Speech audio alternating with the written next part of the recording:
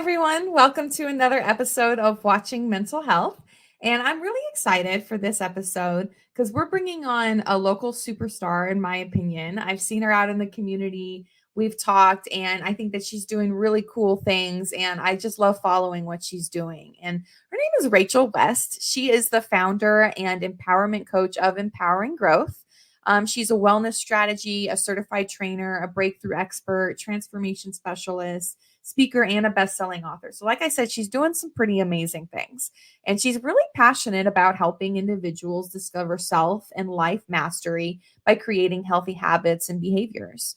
And today we're going to talk about shifting your mindset and to improve your mental health and achieve those desired results that you want. And I really love her approach because she really brings that mental health mindset approach to success and to bettering yourself, whether that be career wise, personally.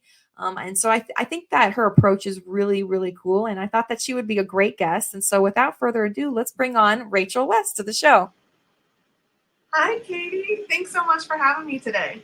Thank you so much for being here. I'm so excited. Me And too. like I said, I've been wanting you to be a guest. I remember reaching out to you like 8 months ago, I think, and really just really glad that you made it on. Me too. I'm glad to be here and I'm happy to talk about mental wellness and all the things that we can do in our community. Yeah, absolutely. And I see you doing some pretty amazing things. But before we get into all of that, tell me, in your own words, a little bit more about yourself and why mental health, mental wellness, and this kind of work is really important to you. So what I do as an empowerment coach is exactly that, is to empower others to become their best self. And I do that by helping them to improve their overall wellness by shifting their mindset. Mindset is so important. And I got into it. Well, I think, when we're growing up, we see things that happen and we experience things in our life and we don't really realize what it means until later on. Yeah. So, growing up, I my parents divorced when I was 2 years old, and I grew up with my mom. My dad wasn't really around that much, and my mom was in and out of relationships with men who struggled with addictions. So the environment that I grew up in wasn't the best environment. It wasn't a healthy environment. It was somewhat toxic, as you can imagine. And so, um, just going through those experiences really prepared me and helped me see that there are so many people struggling, so many people in silence and suffering alone. They feel like they're the only one, that um, nobody can relate to what they're going through, or they don't want to burden their family or friends by sharing it, so they keep it to themselves, and they're really suffering in silence. Yeah. That's hard. And it sounds like you, and I think that's the case for a lot of us, right? You had a personal experience growing up and you felt that you didn't want to feel that again. You didn't want other people to feel that. And I can really relate to that, actually. So then what, kind of when you decided to embark on a career, did you know that this was exactly what you want to do? How did you stumble on this? Because it feels unique but necessary, but needed. You know what I mean? Yeah, I mean, I kind of stumbled into it, but also not. I think we have a divine plan, Yeah. and sometimes we go off it, but in some cases we find our way back.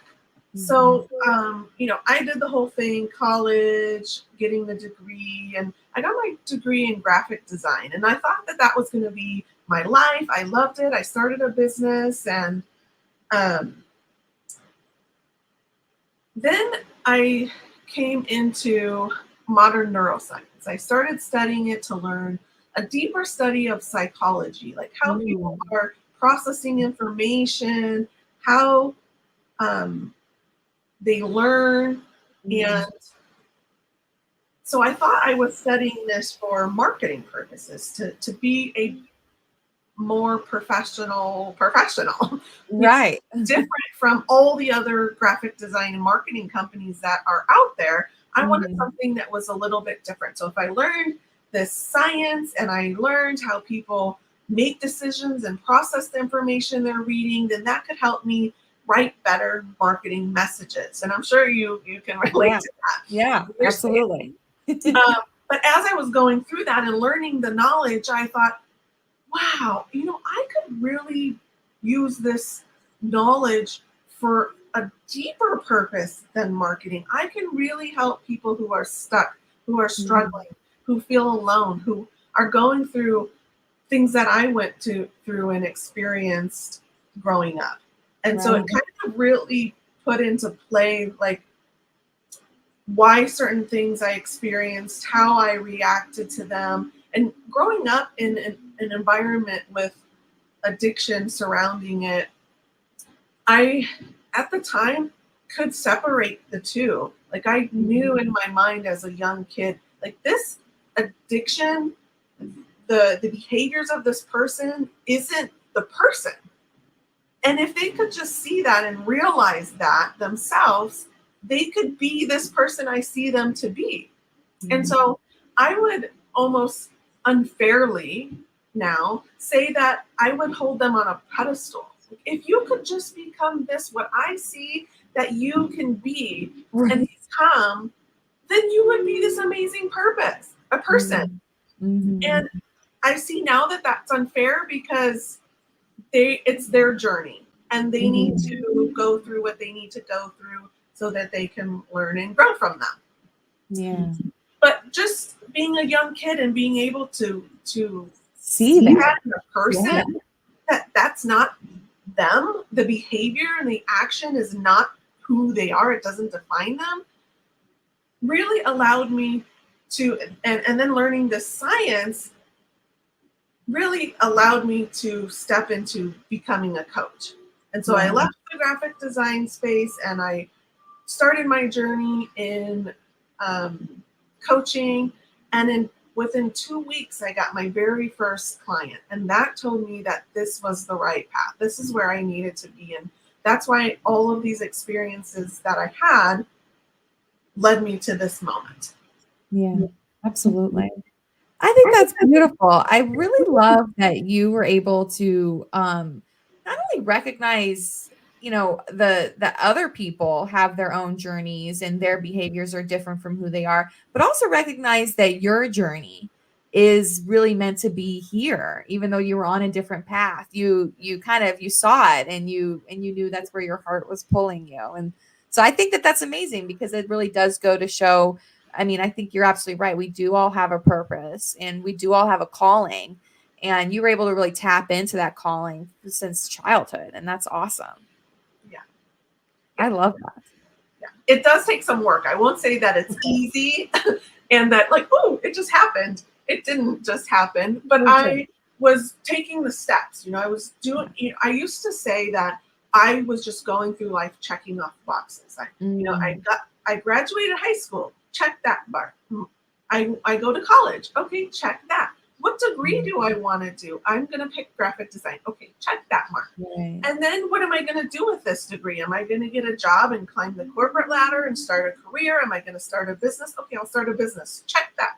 And then as I started in personal development in 2017, that Mhm, really aligned the mission with what I was doing. So I realized, wow, I'm just going through life checking off these boxes, doing what I'm supposed to do what mhm. society says, do what my parents say, do what my grandparents say. Everybody around us says you have to do all of these things. So I was doing all of those things, but I wasn't really feeling like fulfilled or Right. happy. I was just doing it. I felt Yeah. like a robot, like, oh, I'm just doing what, I was programmed to do. Right. And then doing that personal development work allowed the awareness to happen that I was doing that to myself. Mm, And then comes the decision. Do you decide to keep doing that? Or do you decide to change, to yeah. make a shift? And I decided, hey, this isn't working for me anymore because I don't want to be living my life just checking off boxes of what other people say. I want to do what I want to do. And I Right. want to do this coaching. So I'm going to do it. And I did it. Yep. Yep. Absolutely. That's so cool and scary. It's Very. scary to step into yourself. And then there's resistance at first. And that's hard. It's almost like the universe is saying, "Are you sure? Are you?" It's hard to work through that. It is scary. And I will say I started my coaching business in January of 2020. Ooh. Whoa. Oh, So March 2020 happens. yes. World shuts down. I'm brand new entrepreneur coach. Right. I will say that luckily, whenever we make a decision to change in life, we're not starting over. We're starting from experience. We're starting from knowledge. We're starting from education. So I did have a business for 4 years prior to that. Mm-hmm. So I didn't lose all of that with the new business. I still had those relationships that I built. I still had those networking opportunities that I had built. And so I utilized that. I jumped on Zoom just like everybody else did in March of 2020. Everybody went online, right? That's the only thing we could do. But I started reaching out to all of those connections, all of those networking organizations, and saying, hey, I'm no longer doing this, I'm doing this. Who do you know? Who can you connect me to? Wow. Wow. That's cool. Well, I think that's a perfect transition because I wanted to step into mindset. And it sounds like you had the mindset, and I know it takes work, right? You have to go through that personal development to know to get that mindset, that to make that jump, right? But you made it without thinking that, oh, you were starting over, which I think that probably gave you so much more confidence than other people who maybe don't have a mindset like that going into something scary or something big. So it sounds like you were able to build up your mindset to make that transition. Yeah, and I will say that when I was going through my journey in my design business, whenever I was, so this is what happened. We started the business in 2016. I had a partner, and I got pregnant with my daughter right after we started our business. So for the first year, she was the go out, network, meet people, and do that. I was the stay at home behind a computer, do all the Do the marketing, work. Yeah. the digital marketing, do the designing. Mm. I was her assistant, so she would, go to these go to these events, and then she would bring me the business cards, and I would email the people and set up a time for her.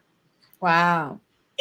But in that experience, I realized that people weren't. She was going to all these events. She was everywhere, Yeah. and she was meeting tons of people, and nobody was emailing her asking to connect. Interesting. Yes, so that showed me when I, step out into her space, and I'm now marketing alongside her and meeting people and networking and all the things. That was going to be my number one key, is to follow up with the people I meet, because if other people weren't doing that and I was doing that, that would make me different. Yep. It did done, and it does. And so once I stepped into that role and I started marketing and meeting people and networking and all the things, I really built a relationship with the person. I wasn't there trying to sell them my services and design work and print and all the things. I was really just wanting to connect. Hi, Katie, who are you? How can I help you? What are you looking for? Who do you want to be connected to? Yeah. I was asking those questions and really getting to know the person, and I wasn't getting any sales. And I'm like, maybe I'm doing this whole thing wrong, because I've been doing this now for 2 years, fast forward, and I'm still not getting any sales, but I'm meeting all these people, and I don't feel comfortable asking about the sale, and they say all these Mm. things you're supposed to do. And again, Yeah. supposed to do. I didn't want to do that. I wanted to Yeah. just get to know the person. Fast forward to switching businesses, that's what helped me because I still have all of those relationships. I didn't leave the graphic design business to my partner and everything follow with her and stay Right. there. It followed me into this business because I had built the connection with the person and not just talking to them to get a sale. Yeah. Yeah, absolutely. So So that helped yeah. with I the mean, you were mindset there and being more genuinely. comfortable Yeah. with making that jump. Yeah. Yeah, it was a genuine thing, Yeah. and you already had those genuine relationships. Mhm. And then so answer me this, when you stepped into your coaching business, which is more in line with, your purpose, was it easier to then have those conversations around money and sales? Or was that a muscle that you had to continue to work? I would say both. It was easier because I had a passion for it, where is the graphic design I liked doing. I enjoyed it. It was fun. It was creative. It was an outlet.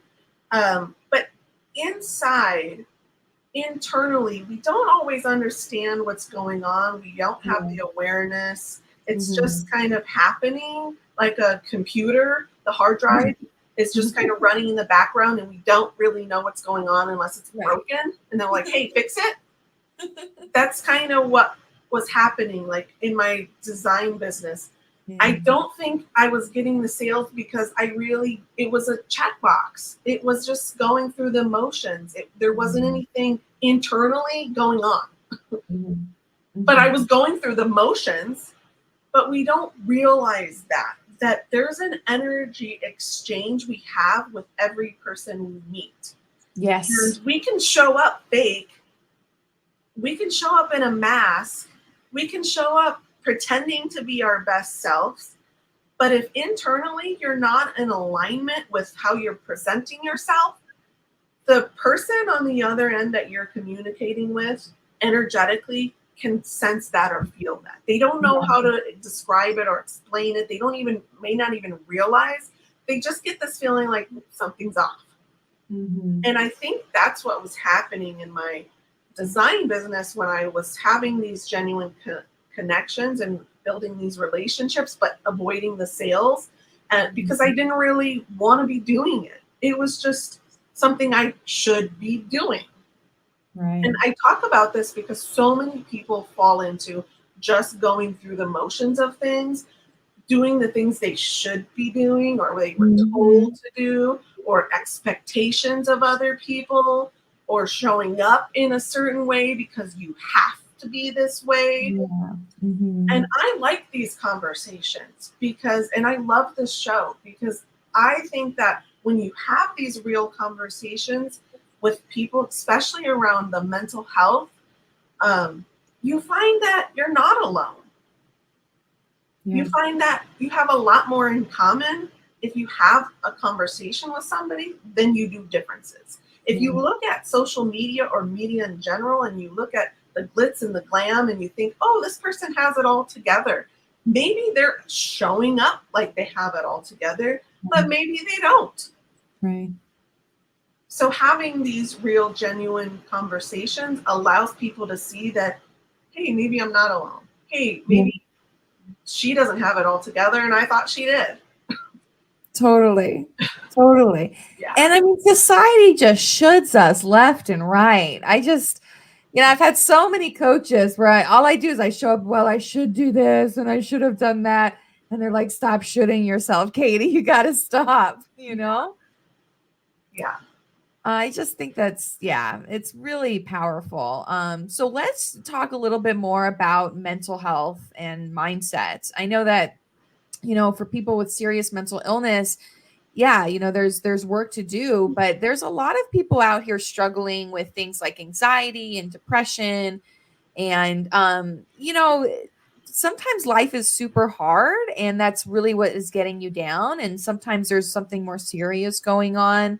that you really need to work through. But either way, you need tools. You need to work through your mindset, even with a serious mental illness. I have found that in the research that I've done, the people who wind up doing better in their treatment are the ones who believe that they can do better versus the people who maybe have a mental health condition and they believe that there is no hope, that they can't do better. So I do think mindset is powerful. So I want to, you're the expert here. So I want to kind of, ask this open-ended question, really to talk a little bit about, the power of mindset in mental health and in mental wellness.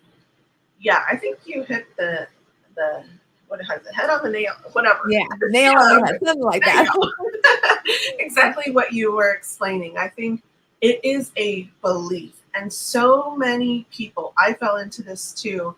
When I was, I don't know, probably 7 or 8 years old, and I was in grade school, I went to the counselor's office with my mom, and the counselor told me that I had a learning disability. Okay. So we go to these professionals, a school counselor, a therapist, a psychiatrist, a doctor, and they tell us, you have this. And you take that label, you slap it on your back, and you carry it with you. Mm-hmm. So having been labeled with a learning disability, at a young age, usually diagnosis happens very young. If not, it's something that happened at a very young age, but it didn't really get realized until you were older. Right. So you get this label or diagnosis, and you accept that belief. Okay, I have a learning disability. I believe this counselor. Why would they tell me anything different? They have my best interest in mind. Right. That means I'm not smart. That means I learn slower than you and everyone else in my class. Oh, I'm struggling with reading. That's because I have a learning disability. Oh, I struggle with writing a report. Oh, that's because I have a learning disability. I struggle with communicating and finding the right words to say. Oh, that's because I have a learning disability. It all goes back to that diagnosis or label. Yeah. I like to call it a label that we're given. Somebody gives it to us and we accept it. And the mind is so powerful, it acts it out. Mm-hmm. And then it's your reality. Yeah. But you can also reverse it.